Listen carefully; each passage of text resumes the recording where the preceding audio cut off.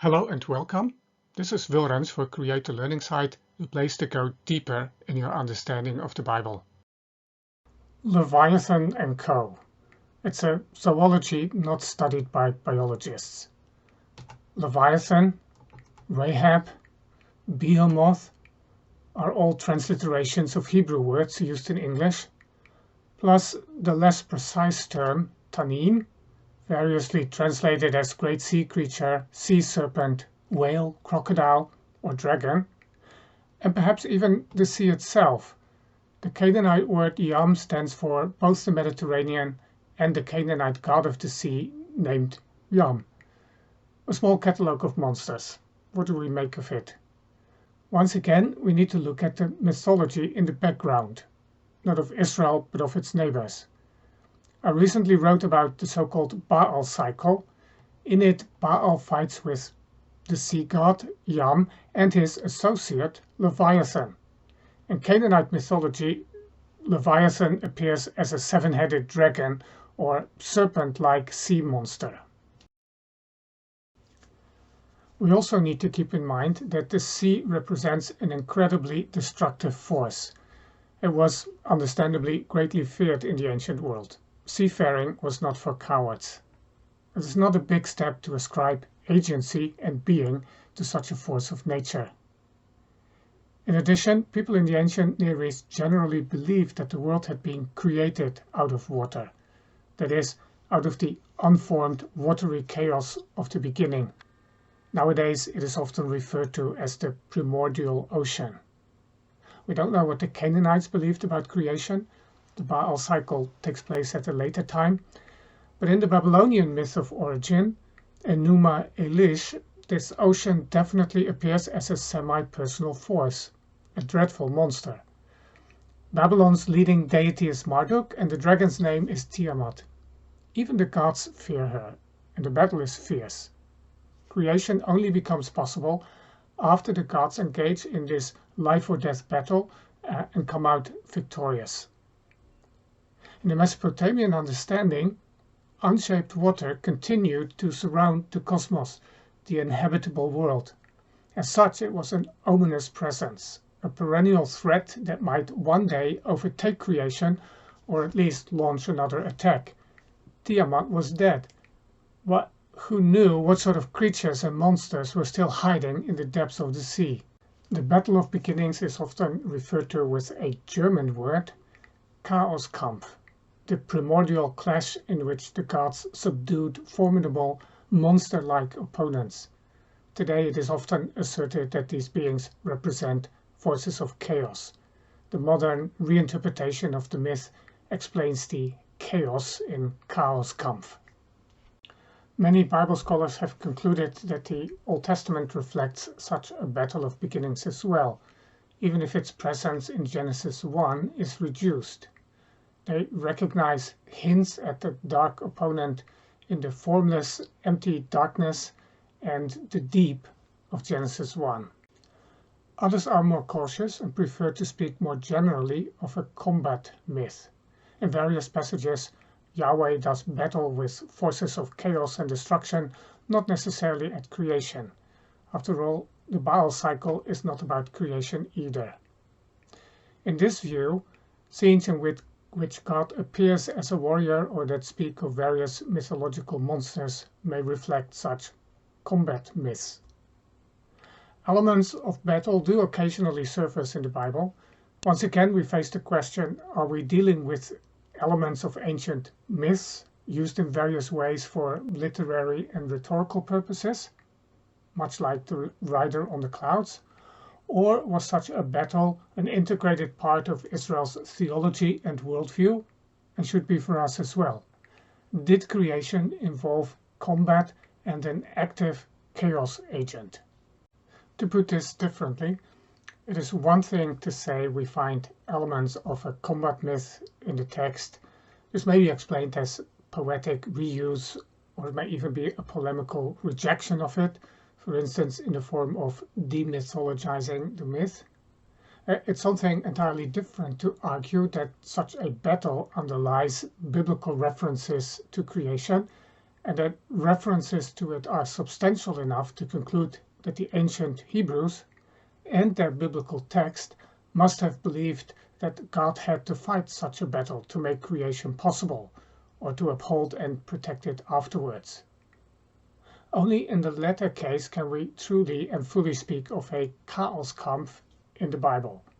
So what is it? First, the short version. First, the Bible usually demythologizes the act of creation and depersonifies what then in modern terms is best described as non-order or the wild side of creation, the chaos in chaoskampf. And the Bible at times repersonifies this wild side of creation and disorder when it reflects on the presence of evil in the world and on God's victory, either in the past, for instance Egypt, or in the future. In those cases, it is not about things before time or beyond time, but about things that take place within time or history. It uses mythic elements without thereby endorsing the wider myth from which they are taken. In other words, it does this without remythologizing. What follows is the longer version of the argument. I will first explore the various terms used for monsters and how the Bible uses them. Then I will examine the chaoskampf motif, starting with the creation account in Genesis 1. There are not many references to Leviathan, the seven-headed dragon of Canaanite myth. There's Psalm 104 verse 26, where Leviathan is a plaything made by God, and as such it is simply part of creation. Job 3 verse 8 doesn't tell us much about Leviathan, except that there was some magical or occult ritual in which people would invoke or rouse up Leviathan. And then, after speaking of Behemoth in Job 40, chapter 41 speaks extensively of Leviathan. Some have argued that this must be a crocodile or even a dinosaur here, but this makes no sense. Humans can control and kill crocodiles, and no human has ever seen a living dinosaur, much less did the early readers of Job have any such concept. Besides, no animal breathes fire as Leviathan does. Now, in Job, much like in Psalm 104, Leviathan is part of creation. God has no fear of it, but it's not a safe part. Perhaps, in modern terms, it represents the remaining non-order in the world, personified as a being. Or, the early readers may have understood Leviathan as a legendary dragon-like monster. Either way, and most importantly, God does not do battle with it. In Isaiah 27 verse 7, the language is remarkably similar to that of the Baal cycle, except for the reference to the seven heads that's missing in Isaiah. We read, "In that day the Lord with his hard and great and strong sword will punish Leviathan, the fleeing serpent, Leviathan, the twisting serpent, and he will slay the dragon that is in the sea." However, the meaning here is entirely different. Isaiah is reusing an element known to him from Canaanite mythology for something in the future. Baal's battle is in the past, or even outside of time, in the timeless world of myth. The underlying narrative is concerned with secure and ordered existence on the earth. Baal needs to defend his realm against the destructive forces of sea and chaos, which at times threaten to overwhelm it. God's battle in Isaiah 27, however, is not in the past. It has nothing to do with a supposed chaoskampf at the beginning of time or later. It is not timeless either. It is yet to take place, in that day.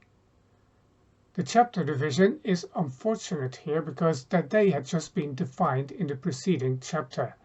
It is when God will punish the inhabitants of the earth for their iniquity. It is as if Isaiah realized that this would not be enough.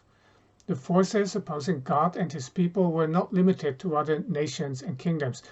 there was something more, something not quite of this world. With the benefit of New Testament hindsight, we can see where this will lead. The concept of Satan and the war described in Revelation 12 and 20. Isaiah did not see that far or that sharply yet, but he did sense that there is more to deal with than mere human antagonism, something for which Leviathan presents an appropriate literary image. One more, this one from Psalm 74. I've switched to locals now to show you this. This psalm is a lament over the destruction of God's sanctuary, but at its center stands a confession of faith, beginning in verse 12. God had manifested his overwhelmingly superior power in the distant past. I read verse 13 and 14. You divided the sea by your might. You broke the head of the sea monsters. Notice that the word used is Tanin in the plural. You crushed the heads of Leviathan. Notice the plural here, the heads of Leviathan. You gave him as food for the creatures of the wilderness. But what exactly is this describing? Is it creation or is it the Exodus? Psalm 16 and 17 appear to speak of creation. God established the heavenly lights. But the reference to salvation in verse 12 and other elements, dividing the sea, point to God's intervention at the time of the Exodus. Besides, Leviathan's corpse is fed to the desert creatures. The episode's definitely post-creation. Presumably then, the psalm refers to the Exodus first, and then, in verse 16 and 17, to creation. But the fight against Leviathan goes with the Exodus. The mythic idea of Leviathan is reused as an image of Pharaoh's power. In Psalm 74, there is no chaoskampf at creation. The Hebrew word Tanin appears 15 times in the Hebrew Bible. It's not so well defined. There are 5 occurrences where it's usually translated as serpent. Not counting the dragon spring, Nehemiah 2, the word refers to some sort of monster or great sea creature 9 times. It appears in poetic parallelism with Leviathan twice, Isaiah 27, Psalm 74, we've looked at those, and once in parallelism with Rahab in Isaiah 51, and we'll look at that. Then Job 7 verse 12 places it in the sea. Jeremiah 51 verse 34 here speaks of Babylon as a monster, Tanin, that has devoured Zion. Then if we jump to Ezekiel chapter 29 verse 3, we read about Pharaoh, the great dragon, Tanin, lies in the Nile. 32 verse 2 speaks of this as well. As such, the dragon explicitly represents Pharaoh, speak of the coming judgment on Egypt, and so Ezekiel does not speak of creation or chaoskampf, but like Jeremiah, reuses a familiar mythic concept for a political reality of his own time, deriding its pomp and splendor. And then we have Genesis 1 verse 21 and Psalm 148 verse 7. They're the great sea creatures. Again, this translates the Hebrew plural of Tanin. It's associated with the sea, obviously, but it is celebrated as part of God's creation, much like Leviathan in Psalm 104 verse 26. This psalm even calls upon Tanin to give praise to God. The word then can be used in various ways, but it never appears as God's opponent in a chaoskampf at the beginning of creation. Like Leviathan, when it comes to creation, it's a part of it, not a force preceding it that sought to prevent it. Rahab. As a name, it does not have an obvious parallel in Canaanite or other ancient languages, but its meaning is close to the idea of Leviathan and Tanin. We only have 6 references, several of them really short. Rahab and the mythological battle against her can be used as an image of Egypt's defeat in the Exodus. Isaiah 51 verse 9 and 10 have this event in view and speak of it in these terms. Verse 9 here, awake, awake, put on strength, O arm of the Lord.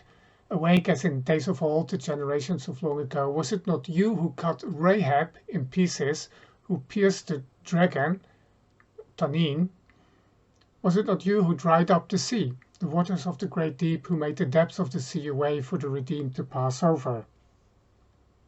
Now, based on this, Rahab is sometimes simply used as a name for Egypt, Isaiah 30, Psalm 87. Rahab is mentioned twice in Job 9:13 and 26 verse 12, and these verses do refer to a battle between God and Rahab. They may reflect ancient mythology, but they are very short, and keep in mind, Job's not out to teach us or his friends about creation here. Even if Job and his friends believed in such a battle, it does not necessarily follow that we should too. It's Psalm 89 that goes into greater detail. Here, verse 9 and following. You rule the raging of the sea. When its waves rise, you still them. You crushed Rahab like a carcass. You scattered your enemies with your mighty arm. The heavens are yours, the earth also is yours. The world and all that is in it, you have founded them. The north and the south, you have created them. Now, it is only in these last few references that we find what may be a hint at chaoskampf. There is conflict. Was it part of creation? Maybe. Although in Psalm 89, only verse 12 explicitly refers to creation, and the language is highly poetical, first and foremost celebrating God's superior power over the wild side of creation. It's not clear that we can take this literally as information about a historical conflict, much less about what happened at creation. We're dealing with poetry. It's unlikely Rahab was ever a real living entity roaming the cosmos or whatever preceded it. I will leave the final word to God himself speaking to Job. When he speaks, there is no battle, only a sovereign creator working alone, putting a demythologized sea compared to a newborn baby in its place. Job 38, beginning in verse 8. Who shut in the sea with doors when it burst out from the womb, when I made clouds its garment and thick darkness its swaddling band, and prescribed limits for it and set bars and doors? Okay, and now we turn to creation passages. Genesis 1. We first need to face the question, why give pride of place to Genesis 1? Greg Boyd, for one, objects, quote, it is not apparent why Genesis 1 should be granted normative status over the other, more numerous conflict creation accounts in the Bible. Well, what numerous creation accounts? There are many short references, and we're looking at quite a few of them throughout this issue, but apart from Job 26, Proverbs 8, and Psalm 104, none of them can with any stretch of the imagination be called an account of creation. And even these 3 are hardly accounts. Besides 2 of them, Proverbs 8 and Psalm 104, demythologize creation almost as much as does Genesis 1. Genesis 1 is by far the most extensive, and creation is its topic. The latter can only be claimed for Genesis 2 and Psalm 104 as well. Other passages touch on creation in the context of dealing with a different topic. And then Genesis 1 is prose, not poetry. It speaks more directly and plainly. And Genesis 1 is the very first chapter in the Bible. That should count for something. We do not give it prime of place, it has prime of place. There are therefore good reasons to begin at, well, the beginning. At that point, we are faced with unshaped water. Chaos is the Greek word. The Hebrew phrase to describe this condition is tohu vavohu, formless and empty, in Genesis 1 verse 2. Different from the myth current at the time of writing, the waters here are not alive. This is just water, even if without form or function. Is there any trace of a battle or chaoskampf? The deep, Hebrew tehum, in Genesis 1 is not Tiamat. The only thing they have in common is a link with water and the first letter, T. The battle is absent. Its absence is so conspicuous that it looks intentional, especially when we recognize other pagan elements that have been reinterpreted. On day 4, God creates the lights, sun, moon, and stars. They are not gods. They do not determine people's fate. They give light. They mark time. That is all. Then in Genesis 1 verse 20 and 21, God creates the great sea creatures. The Hebrew word used here is Tanin. We're talking about something big, which is why some translations, such as the King James Bible and the translation of Martin Luther, translate whale, the biggest animal known to man. As we have seen, it can also refer to a dragon-like monster. Now, regardless of whether you interpret Tanin as a whale or other sea creature, or whether you take it as a reference to a mythological creature, the polemical point is clear. This big sea animal is not God's opponent, and it did not exist before creation. On the contrary, it is simply one of his creatures. In Psalm 104, Meditation on Creation, it uses another but similar word, Leviathan, and says that God made it to play with, verse 26. Humans and their gods may fear such creatures, but God the Creator does not need to fear them, precisely because they are creatures, his creatures. And then humans in Genesis 1 are not created to do the work of the gods and provide them with food. They are to be God's representatives, and he provides them with food. In short, the absence of combat is deliberate and polemical. Genesis 1 rules out any chaoskampf or battle of origins. There's not even any other agent besides God, and in this way, creation is demythologized. So, what about elsewhere in the Bible? There are more passages where this claim to primordial chaoskampf shines through, and we'll look at a few examples of this. First, Psalm 93. It is part of a sequence of enthronement psalms celebrating Yahweh as king. There are indeed echoes here of ancient cosmology and worldview. In the Baal cycle and Enuma Elish, the respective god establishes his rule after defeating his opponents, thus guaranteeing order and stability. According to Psalm 93, it is Yahweh's rule, not Baal's or Marduk's, that makes the earth secure and stable. We read it here. The floods have lifted up, O Lord, the floods have lifted up their voice. The floods lift up their roaring. Mightier than the thunders of many waters, mightier than the waves of the sea, the Lord on high is mighty. Notice that there is no battle here and no reference to creation. We could only conclude river and sea here are living and aggressive opponents at creation, or later, by making ancient myth the key to interpretation. The text itself does not present them as such. In other enthronement psalms, river and sea are part of creation and called upon to join the chorus of praise at the coming king. So, the point of Psalm 93 is not what happened in the past.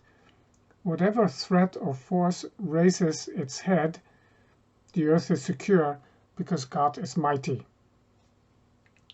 Then Psalm 104 at the beginning.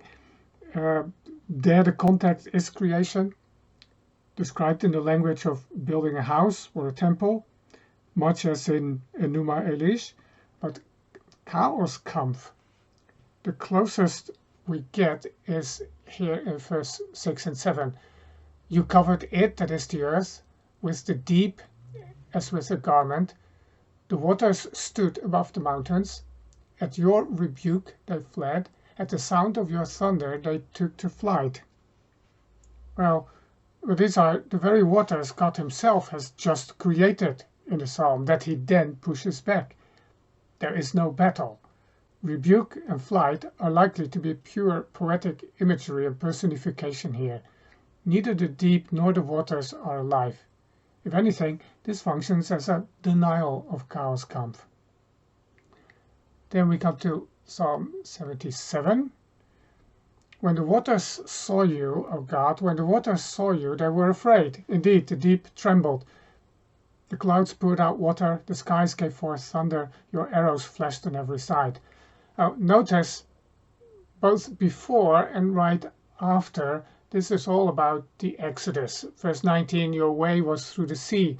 Verse 20, you led your people by the hand of Moses and Aaron. So this is mythological language recycled to describe the Exodus. And then one more, Psalm 114, the same story.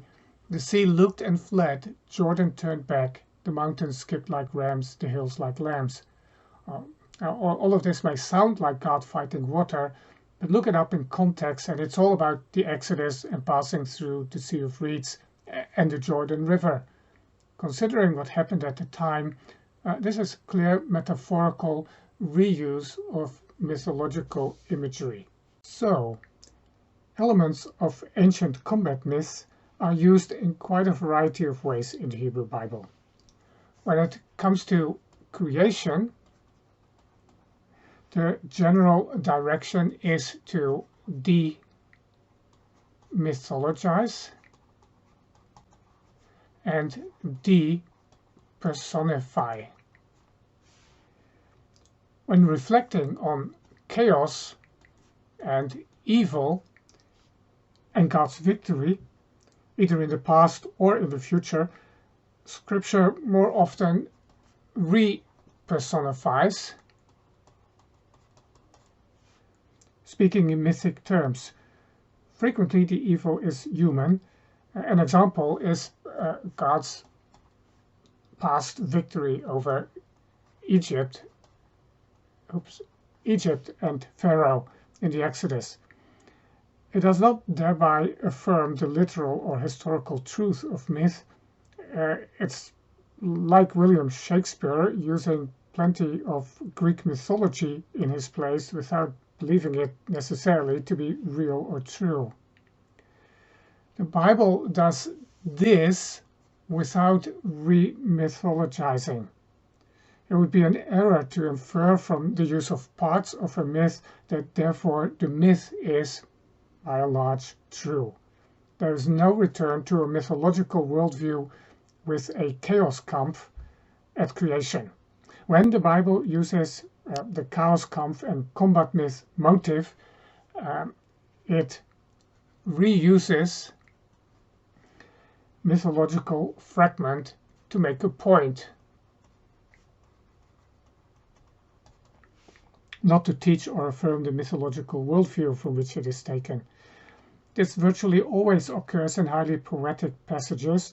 The respective force of nature is often depersonified and used as an image. The sea itself is never a real opponent. In fact, it is at God's bidding. And then Scripture commonly changes its meaning at the same time in doing this. It's not about a mythical past or beyond time thing. It can be historical. Egypt,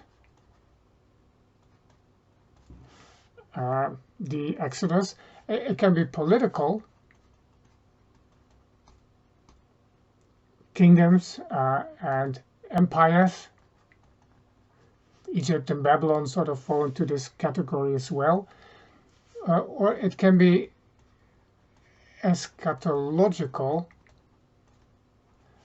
that is linked with the end and dealing with forces of evil, human or otherwise. It is, of course, in the book of Revelation that we find the fullest and most extensive use of both the mythological monster motif and the cosmic battle, especially Revelation 12. Here it is not Leviathan, but Satan himself who is portrayed as a seven-headed dragon.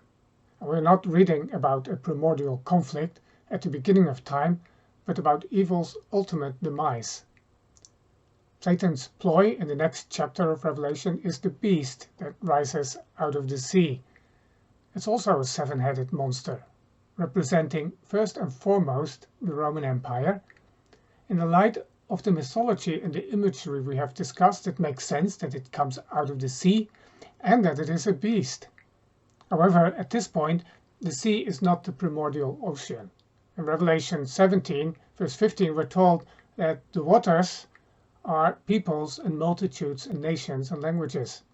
The threat of chaos no longer, if it ever did, proceeds from the literal or physical sea, but from the world of nations. This idea can already be found in Daniel 7, where the four winds of heaven churn up the great sea. On this, four beasts representing four consecutive kingdoms emerge. With this, Revelation is the crown on Scripture's demythologizing of creation and reuse of the combat myth. The whole point is not to explain what happened at the beginning.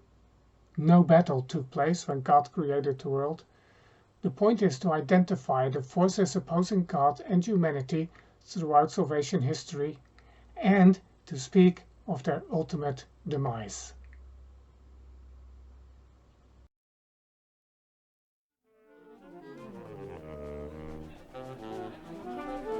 The show will be starting in just a few moments. Thank you for your patience.